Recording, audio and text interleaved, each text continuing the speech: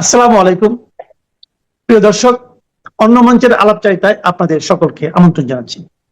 আলোচনার জন্য আমন্ত্রিত অতিথি হয়ে আজ আমাদের সঙ্গে আছেন জানিপপের প্রতিষ্ঠাতা চেয়ারম্যান জনাব অধ্যাপক ডক্টর নাজমুল হাসান কলিমুল্লাহ। কলিমুল্লাহ ভাই, আমি যে প্রসঙ্গটা দিয়ে আজকে শুরু করতে চাই, আজকে আমার কাছে না একটু যেন কৌতুককর বিষয় মনে হচ্ছে। সেটা হলো, আমরা দেখলাম যে জাতীয় ঐক্যমত্য কমিশনের মিটিং এর পর ওখানে ঐক্যমত্য কমিশনের যিনি চেয়ারম্যান, প্রধান উপদেষ্টা ডক্টর মোহাম্মদ ইউনূস, উনি একটা তাগিদ দিলেন যে ডিসেম্বরকে মাথায় রেখে যেন সংস্কার কার্যক্রমগুলো দ্রুত শেষ করা হয়। এটা আমরা প্রধানমন্ত্রী প্রেস উইং থেকে একটা বিজ্ঞপ্তি আকারে পেলাম রাত 8টায়। আবার রাত্র 1 ঘন্টা পরে 9টার সময় একটা বিজ্ঞপ্তি সংশোধনী দেওয়া হলো। সেখানে বলা হলো যে ডিসেম্বর নয়, এবছরের ডিসেম্বর থেকে আগামী বছরে 2026-এর জুন পর্যন্ত সময়ের মধ্যে নির্বাচন হবে, সেভাবে অগ্রসর হতে হবে। তো প্রথমত কথা হলো যে উনি ওইখানে কি বলেছিলেন, ওইখানে কি 2026-এর জুন পর্যন্ত বলার পরও কেবলমাত্র ডিসেম্বর পর্যন্ত এই ধরনের একটা প্রেস রিলিজ কিভাবে তৈরি হলো, কিভাবে এটা পত্রিকায় আসলো এবং মিডিয়াকে পাঠানো হলো? অথবা দ্বিতীয়বার আবার সেটাকে সংশোধন করা হলো কেন? আমরা জানি প্রেস উইং খুবই পাওয়ারফুল একটা প্রতিষ্ঠান, অত্যন্ত জ্ঞানী গুণী ব্যক্তিরা এখানে কাজ করেন।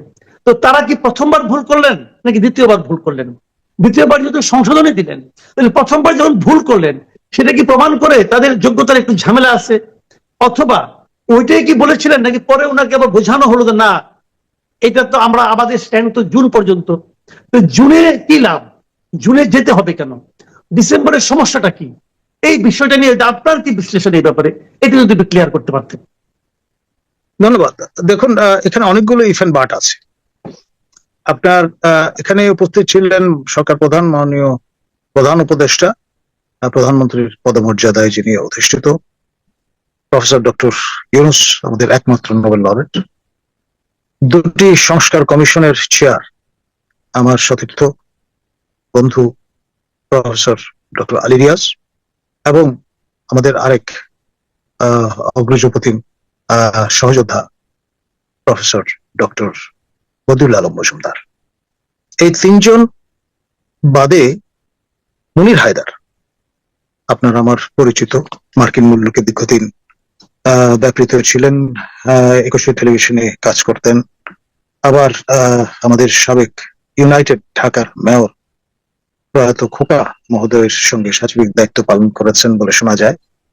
এই ব্যক্তি সম্প্রতি আপনার সচিবের মর্যাদায় বিশেষ সহকারী হিসেবে মাননীয় প্রধান উপদেষ্টার দপ্তরে মোতায়েন হয়েছেন, চিফ অ্যাডভাইজার্স অফিসে, এবং তিনি সেখানে উপস্থিত ছিলেন। এখন একটা হতে পারে শফিক মহোদয়, তিনিও সাংবাদিক, মুনির হায়দারও সাংবাদিক। এক ঘরে তো দুই পীর থাকতে পারেন, এক ঘর মে দো পীর নেই রহেগা। যে কারণে হযরত শাহজালাল রহমতুল্লাহ আলাইহি তার ভাগ্নে হযরত শাহপরানকে আলাদা করে দিয়েছিলেন, পাঠিয়ে দিয়েছিলেন এই আম্বরখানা থেকে সুদূর সেই মুরারি চাঁদ কলেজের প্রান্তে অবস্থিত খাদিম নগরী। এখন হতে পারে মুনির হায়দার একরকম ভাবে বিষয়টাকে চিন্তা করেছেন, ভাগাটি মানে কথায় যা পেয়েছেন তিনি তাই হয়তো রাপোর্টিয়ার হিসেবে লিপিবদ্ধ করেছেন। পরবর্তীতে শফিক মহোদয়ের দৃষ্টিগোচর হওয়ায় তিনি চিন্তা করলেন, বন্দুক থেকে গুলিটা যেহেতু বেরিয়ে গেছে, এটা লক্ষ্য ভেদ করবার আগেই আটকে ফেলা ভালো, সেই জন্যই ব্যাখ্যাটি হয়তো দেয়া হয়েছে। লক্ষ্য ভেদ করার আগে কি আটকে ফেলা গেল? এক ধরনের ব্যাখ্যা, এক ধরনের থুকু কোট আনকোট বলার সুযোগ তো তারা নিলেন। সর্বশেষ যে বয়ানটি সেটাই মানুষ প্রামাণিক হিসাবে গ্রহণ করবে। প্রথমে যেটি ভুলবশত বলা হয়েছে, কারণ এই স্টাইলটা এই সরকারের অন্যতম বৈশিষ্ট্য। খেয়াল করে দেখেন, এটা তো গেল একটা প্রেস বিজ্ঞপ্তির বিষয়। এর আগে জাতির উদ্দেশ্যে ভাষণে আমাদের মাননীয় প্রধান উপদেষ্টা জাতিকে জানান দিয়েছিলেন যে সংবিধান এই সংস্কার কমিটির চেয়ার হিসেবে তিনি যার নাম ঘোষণা করেছিলেন স্বাধীন মালিক। পরবর্তীতে কি প্রক্রিয়ায়, কেন, কোত্থেকে মার্কিন আমার বন্ধু ইলিনয় প্রফেসর আলী রিয়াজ এসে এখানে মোতায়েন হলেন, এটা নিয়ে নানান রকমের আলোচনা সমালোচনা আছে। যেহেতু আমার বন্ধু, সেই জন্য আমি এই বিষয়ে এ পর্যন্ত কোনো সমালোচনা করিনি। কিন্তু যারা সমালোচক তাদের যদি কোট করি, তারা বলবার চেষ্টা করছেন যে তিনি মার্কিন নাগরিক। প্রথমত, দ্বিতীয়ত যেটি বলবার চেষ্টা করছেন সেটি হচ্ছে তিনি গণযোগাযোগ সাংবাদিকতা বিভাগের শিক্ষক ছিলেন। তিনি যে শৃঙ্খলায় পড়াশোনা করেছেন সতীর্থ শিববাগের ঢাকা বিশ্ববিদ্যালয়ে, তার সম্মান শ্রেণীর পড়াশোনার বিষয়, তারপরে তার মাস্টার্স শ্রেণীর পড়াশোনার বিষয় সবই কিন্তু গণযোগাযোগ সাংবাদিকতা। তিনি সংবিধান বিশেষজ্ঞ নন, এরকম একটি ইনফ্লুয়েন্স কিন্তু অনেকে ড্র করে বসেছেন। আজকেও আপনার ন্যাশনাল হিউম্যান রাইটস কমিশনের যাকে বলা হয়ে থাকে ফাদার ফিগার, আপনার অ্যাডভোকেট খন্দকার কায়সার, তিনি আইডিএইচআরবি 8 বছর ধরে এই প্রকল্পটি সৃজন করে পরে সেটিকেই রূপান্তর করা হয়েছে আপনার রাজকীয় দিনমাস সরকার অর্থানুকূল্যে যেটি পরিচালিত হয়েছিল ন্যাশনাল হিউম্যান রাইটস কমিশন। তিনি বলবার চেষ্টা করছিলেন যে আইদার ল অথবা পলিটিক্যাল সায়েন্স ব্যাকগ্রাউন্ডের একজন কাউকে এই দায়িত্ব দেয়া যেতে পারত। ওয়াই হিম?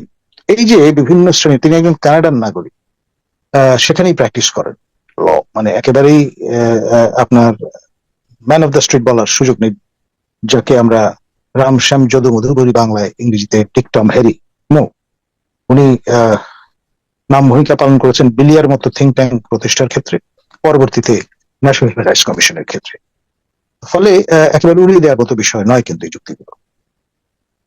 না, আপনি যেটা বললেন যে উনি যুক্তরাষ্ট্রের নাগরিক, যুক্তরাষ্ট্রের নাগরিক তো আরো অনেকে আছেন, এবং এটা কি আসলে কি মানুষ আছেন বলে আপনার চন্দন নন্দী আমাদের জানিয়েছেন, ভারতের দিল্লি বেসড যিনি সাংবাদিক, নিয়মিত লিখছেন, আজকেও লিখেছেন। আমাদের আরেকজন উপদেষ্টা যিনি সম্প্রতি সর্বশেষ ইনক্লুশন, খলিল সাহেব, তাকে নিয়ে বলেছেন যে তিনি মার্কিন নাগরিক এবং জাতীয় জনগুরুত্বপূর্ণ নিরাপত্তা সংক্রান্ত একটা বিষয় সেখানে তাকে পদায়িত করা হয়েছে। যিনি ছিলেন হাই রিপ্রেজেন্টেটিভ রোহিঙ্গা বিষয়ে মানে ব্রেক থ্রু নিয়ে আসবেন এই বিবেচনায় তাকে সেখানে পদায়িত করার পরে সম্প্রতি আমারই কমান্ড্যান্ট লেফটেন্যান্ট জেনারেল অবসরপ্রাপ্ত হাফিজ, যিনি ফোর্সেস কমান্ডার হিসেবে কোট দে ওয়াতে কাজ করেছেন, এবং তিনি আবার আমার তত্ত্বাবধানে ন্যাশনাল ডিফেন্স কলেজে আপনার আইআরপি যে পেপার পার্শিয়াল ফুলফিলমেন্ট হিসেবে প্রণয়ন করতে হয় সেই ক্ষেত্রে তার সঙ্গে আমি যুক্ত ছিলাম। তো ফলে তিনি একজন 3 স্টার অবসরপ্রাপ্ত জেনারেল, কোট দে ওয়াতে ফোর্সেস কমান্ডার হিসেবে কাজ করেছেন এবং চমৎকার ফ্রেঞ্চ বলেন। এই ভদ্রলোককে প্রতিমন্ত্রীর মর্যাদায় সংস্থাপিত করে, যিনি বন্দুক চালাতে পারেন, যিনি আপনার একেবারে out and out professional soldier, সেই ভদ্রলোককে তার সাবসার্ভিয়েন্ট করে দেয়া, এটা কতটা বিজ্ঞ জনচিত কাজ হয়েছে এটা নিয়ে অবসরপ্রাপ্ত সামরিক কর্মকর্তাদের অনেকেই নানান রকমের মন্তব্য করছেন আমার কাছে। সেই জন্যই আমি মনে করি যে বিষয়গুলো নিয়ে আসলে সিদ্ধান্তটা কে প্রদান করেন, এবং আপনার এখন যদি ডিউ রেসপেক্ট আমাদের লেফটেন্যান্ট জেনারেল অবসরপ্রাপ্ত হাফিজ যদি দায়িত্ব ছেড়ে দেন, তখন ব্যাপারটা কি দাঁড়াবে? না, সিদ্ধান্তটা কে প্রদান করেন এটার চেয়ে ইম্পর্টেন্ট হলো সিদ্ধান্তটা যেটা হলো সিদ্ধান্তটা ভালো হলো কিনা। আমার প্রশ্ন হলো, মিস্টার খলিলুর রহমান উনি তো মার্কিন পাসপোর্টধারী একজন ব্যক্তি, আমেরিকান পাসপোর্টধারী একজন ব্যক্তি। ওনাকে যদি আপনি জাতীয় নিরাপত্তা অ্যাডভাইজার উপদেষ্টা বানান, যেটা নাকি ইন্ডিয়াতে আছে অজিত দোভাল, ভাবেন একবার, তো সেরকম পদে বসান জাতীয় নিরাপত্তা, যেটা কি অন্য দেশের নাগরিক, কিন্তু আবার তাকে যদি আপনি প্রতিরক্ষা মন্ত্রণালয়ের উপদেষ্টা বানাই দেন, তাহলে প্রতিরক্ষা মন্ত্রণালয় তো এটা খুবই সেন্সিটিভ জায়গা। আমার দেশের প্রতিরক্ষার অনেক গোপনীয় বিষয় আছে, সেখানে যদি আমি একজন বিদেশি নাগরিকের অবাধ প্রবেশাধিকার রাখি, তাহলে এই কাজটা কি আমাদের জাতীয় নিরাপত্তার জন্য হুমকির কারণ হতে পারে না? এটা কি আমাদের জন্য সম্মানজনক হলো? দেখুন, সম্ভবত আমরা ইসরায়েলি মডেলটা পার্সু করছি। ইসরায়েল আমার জানা মতে এটা মিনি ওয়ার্ল্ড, প্রতিটি দেশের ভাষার নাগরিকেরা সেখানে আপনার বসবাসরত অথবা সেই দেশের পাসপোর্ট হোল্ডার। আপনার প্রতিটা নাগরিকের একাধিক পাসপোর্ট আছে, তো সেই বিবেচনায় আমরা হয়তো সেরকম অ্যাসপায়ার করছি, সেরকমটি হতে চাচ্ছি, ইসরায়েলের মতো ইনভিনসিবল একটা রাষ্ট্রে নিজেদের রূপান্তরিত করার চিন্তা করছি। আপনার নিশ্চয়ই মনে আছে দীপমণির কথা, তিনি আমাদের তিনটি পোর্টফোলিও, প্রথমটা তো পররাষ্ট্রমন্ত্রী পূর্ণ মেয়াদে, তিনি যখন পররাষ্ট্রমন্ত্রী সবাইকে অবাক করে তিনি ইসরায়েলে যেতে চেয়েছিলেন, ভাগ্যিস ইসরায়েল অ্যালাউ করেনি, তা না হলে কিন্তু তিনি ঢুকে পড়তেন। ইসরায়েল যে শর্ত দিয়েছিল যে ভাই আপনি যে ঢুকতে চাচ্ছেন, as far as we are concerned we recognize Bangladesh, আমরা কিন্তু আপনাদের 2বার স্বীকৃতি দিয়েছি, ইসরায়েল প্রথম রাষ্ট্র যেটি বাংলাদেশকে স্বীকৃতি দিয়েছে 29 এপ্রিল 1971, এবং সেই লক্ষ্যে আমাদের তৎকালীন পররাষ্ট্রমন্ত্রী প্রয়াত খন্দকার মোশতাক আহমদ 28 এপ্রিল ইসরায়েলে চিঠি লিখেছিলেন। তার নির্দেশে তৎকালীন আপনার ভারপ্রাপ্ত রাষ্ট্রপতি সৈয়দ নজরুলের নির্দেশে মোশতাক স্বাক্ষরিত সেই চিঠির কপি আমার কাছে আছে। তো সুতরাং এটি বানোয়াট বিষয় নয়। এখন এমন হতে পারে সেই কারণে, যেহেতু প্রথম রাষ্ট্র ইসরায়েল আমাদের স্বীকৃতি দিয়েছে, সেই জন্যই ইসরায়েলের সঙ্গে আমাদের এই লাভ হেট রিলেশনটা বহাল আছে। সেই জন্য আমরা ওনাদের মডেল অনুসরণ করার চেষ্টা করছি, এই সরকার তাই করছে। আমাদের মাননীয় প্রধান উপদেষ্টা বলা হয় ইউনেস্কোর নাম দিয়ে ইসরায়েল থেকে পুরস্কারও গ্রহণ করেছেন এই পদে আসীন হওয়ার আগে। আবার পত্রিকান্তে জানা গেছে যে তিনি 100 কোটি টাকা ওদের তহবিলে দানও করেছেন। কি বলেন? সবই কিন্তু রিপোর্টেড, মানে আমি কিন্তু মানে আমার অনুমান নির্ভর কথা বলছি না। এটা জানতাম না তো। দর্শক, আপনারা নিশ্চয়ই শুনলেন যে এক নতুন তথ্য আমি পেলাম, আমি অবশ্য জানতাম না এটা। আচ্ছা, আরেকটা কথা আপনাকে যে জিনিসটা বলে আলোচনা হয়তো আমরা শেষ করব। আরেকটা বিষয় এখানে বলে রাখা ভালো, আপনার জর্জ সরোস মহোদয়ের কথা তো আপনি নিশ্চয়ই শুনেছেন, মার্কিন ধনকুবের, হাঙ্গেরীয় বংশোদ্ভূত একজন নন প্র্যাকটিসিং জু, এবং বলা হয়ে থাকে যে তার অর্থানুকূল্যে এই কালার রেভলিউশন আপনার কার্যকর হয়েছে বাংলাদেশ। বলেন কি? যাই হোক, এগুলো নিশ্চয়ই মানুষ বিবেচনা করে দেখবে। আমি আপনাকে আরেকটা কথা বলতে চাচ্ছি, এই যে প্রথমে যেটা শুরু করেছিলাম, এই যে নির্বাচনটা আপনার জুনে হবে, আগামী বছরে জুনে হবে না, এই বছরে ডিসেম্বরে হবে, এই যে ধোঁয়াশা এবং পরিষ্কার হতে হতেও আবার কুয়াশা, কারণ পরিষ্কার তো প্রায় হয়ে গিয়েছিল ডিসেম্বরে হবে, কিন্তু ওটার মধ্যে আবার কুয়াশা ঢেকে দেওয়া হলো, যেটা জুনেই হবে। এর ফাঁকে আমরা কিন্তু সোশ্যাল মিডিয়ায় আরেক ধরনের ক্যাম্পেইন দেখছি, সেটা হলো যে এদেরকে 5 বছর রেখে দেওয়া যায় কিনা। এবং সেই ক্যাম্পেইনের সমর্থনে আমরা প্রথম শুনলাম যে ধর্ম উপদেষ্টা যিনি আছেন উনি বলেছিলেন, উনি একটা থিওরি দিয়েছিলেন যে 2029 পর্যন্ত আমাদের থাকতে হবে, থাকার অধিকার আছে, আমাদের ম্যান্ডেট আছে। আবার ওই দিন শুনলাম স্বরাষ্ট্র উপদেষ্টা উনি বললেন যে ওনার কাছে নাকি সাধারণ মানুষ বলছেন যে আপনারা 5 বছর থেকে যান। তো আপনিও আমার ধারণা সাধারণ মানুষের সঙ্গে টুকটাক বেসেন টেসেন, তো সাধারণ মানুষকে আপনার কাছে এই ধরনের কোনো দাবি তুলেছে যে এদেরকে 5 বছর রেখে দেওয়ার জন্য আপনারা? আমার বিষয় না, আমাদের মাননীয় প্রধান উপদেষ্টা, একমাত্র নোবেল লরেট যিনি সান অফ দ্য সয়েল বাংলাদেশে, প্রফেসর ডক্টর ইউনুস, তার সামনে এই বিপুল সংখ্যক মুসল্লি যারা তার কাছাকাছি যেতে সমর্থ হয়েছিলেন ঈদের জামাতে, তারা কিন্তু এই দাবি তুলেছেন, এবং সেটা আমরা সবাই জানি।